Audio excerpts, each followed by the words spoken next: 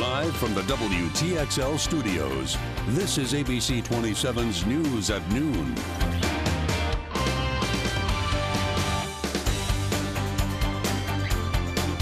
It's day 2 in the trial against the woman accused of murdering her girlfriend, a rising star at Florida A&M University.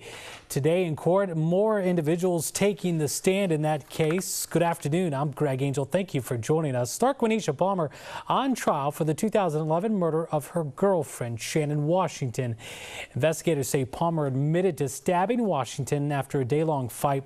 The two had been in a 3-year relationship described by both sides in court on Tuesday as a rocky relationship. We've got a crew at court, and we'll have much more for you ahead on today's developments on WTXL.TV and later on the news at 5. Soon, Georgia gun owners may no longer have to leave their weapons at the front door when going into churches and bars. Dr. Christine King Fair, sister of Dr. Martin Luther King Jr., was among those testifying this week at the Georgia Capitol. She's against lawmakers passing the so-called gun bill. No one can tell me that having guns in churches is nothing to worry about. Backers of the bill point to recent school shootings and historical events, arguing if concealed weapons were allowed, those events would be stopped quicker. And that leads us to our Facebook question of the day. When it comes to gun laws and the restrictions in place, how far is too far? Should they be allowed or not in churches or schools and bars? You can weigh in right now.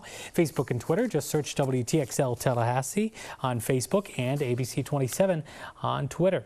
Staying in Georgia for a moment here, a first-of-its-kind study finds Atlanta has the largest cash-based underground economy of sex trade and human trafficking among 8 major U.S. cities. Study was done by the Urban Institute's Justice Policy Center. They found Atlanta's underground sex and human trafficking trade is worth at least $290 million a year. Study also looked at other major cities, including Miami, Denver, Dallas, and Washington, D.C. Leaders in Georgia and Florida have been warning that human trafficking has become a growing problem. One sexual assault survivor wants state lawmakers in Florida to take some action, and she's taking her fight on the road. Survivor Lauren Book, speaking at the Capitol on Tuesday, along with Representative Matt Gaetz, calling for Florida lawmakers to pass stricter laws protecting children against sexual abuse. They want laws that would enforce stricter mandatory minimum sentences for children who are victims of sexual assault. Lauren is preparing to raise awareness with her 5th annual Walk in My Shoes walk across the state of Florida. Lauren Book's 1,500-mile walk across the state begins next week in Key West. Word of a local supermarket closing down on Tallahassee Southside not sitting well with those who live nearby. Commissioner Bill Proctor holding a community forum to talk about the closing of Harvey's supermarket in Tallahassee. Bilo, the parent company of Harvey's, made the announcement this week.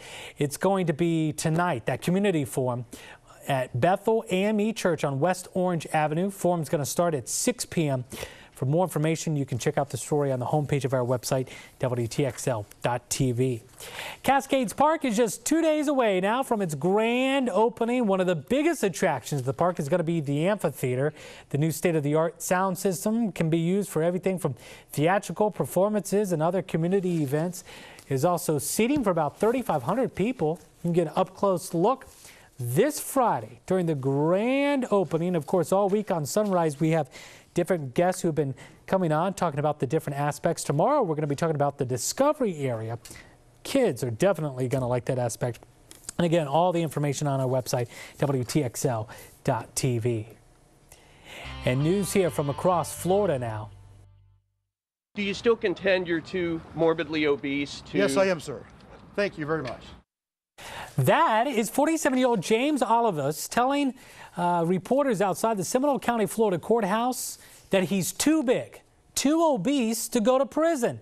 He claims he missed court dates because of coughing, ADHD, and pain in his feet, and that he's too obese to go behind bars. Olivius was sentenced to 5 years in prison as part of a mortgage fraud scheme.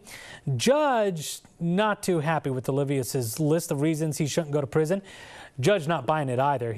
She's given him 48 hours to produce bona fide medical records before being immediately sent to prison. While one man's preparing to go to prison, Glenn Ford, now a free man, released after 30 years on Louisiana's death row. He was convicted of 1983 murder, but was recently tossed out after new information was found. Louisiana pays people who were wrongly imprisoned $25,000 a year per year of incarceration, with a maximum payment of $250,000.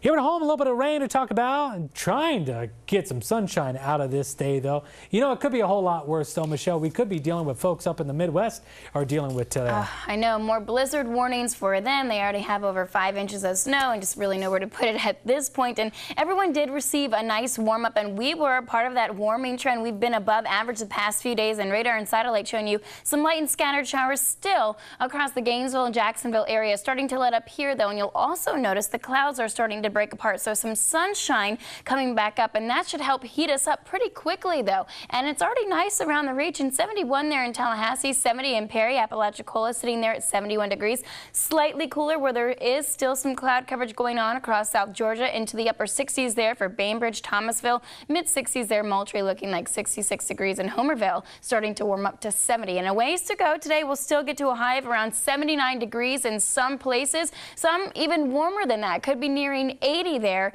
around the 5 o'clock hour. So prepare for it to be a warm afternoon. Now, a cold front will push through, bringing it another chance for some rain showers heading into the evening hours around 7, 8 o'clock at night. Then, as soon as that clears out, even though it says 68 there at 10 o'clock at night, we will drop quickly. Waking up tomorrow morning, temperatures will be in the 40s. So get the jackets out. I know it felt like spring and maybe even summer lately, but yeah, you'll need the jackets for tomorrow morning. I'll give you all the details in the full forecast coming up in just a few minutes. Greg?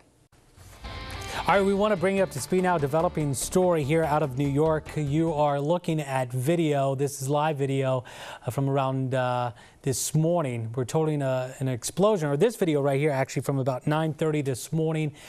Video of a high-rise building on fire. You can see a large amount of smoke coming from here. We're told there was an explosion that happened right around 9:30 this morning.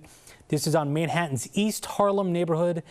Part of the building, we're told, has collapsed. ABC News is reporting that at least one person has died, at least 11 others are injured.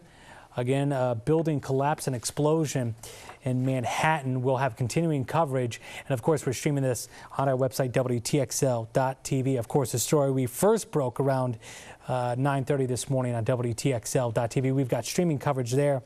Also coverage here of another fire keeping crews busy in San Francisco. This high-rise fire breaking out overnight, and smoke and flames again could be seen from miles away. Took about 150 firefighters to work the scene. Investigators now waiting for the scene to kind of cool down to let them be able to go back and get a closer look and try to figure out exactly what the cause of this fire may be. Again, this one, San Francisco, California. Much more on both fires coming up ahead on the news at 5 and, of course, online, WTXL.tv. We're going to turn here now with tax season. Tax deadline right around the corner, about a month or so away, and certainly it can be a complicated, confusing process. But we here at WTXL, we're opening up the Question Center tomorrow evening. We've got folks from H&R Block, the experts there, going to be joining us live here at our station to take your phone calls to provide free advice, answering your tax questions. It's happening throughout our 5, 5:30, and 6 p.m. newscast. Tomorrow night, we've got all the details about the WTXL Question Center up on our website, WTXL.tv. I'm telling you, the website is where you want to be. Well, still ahead here, singer Frank Ocean refunding Chipotle back their money, but he's leaving them a bit of a message that Shirley Leavin and Smart will tell you more about that coming up. Plus, winter weather is back for some parts of the nation. Snow, ice, rain, all in the forecast. And the church of mega pastor Joel Osteen robbed what all church officials say was taken last weekend.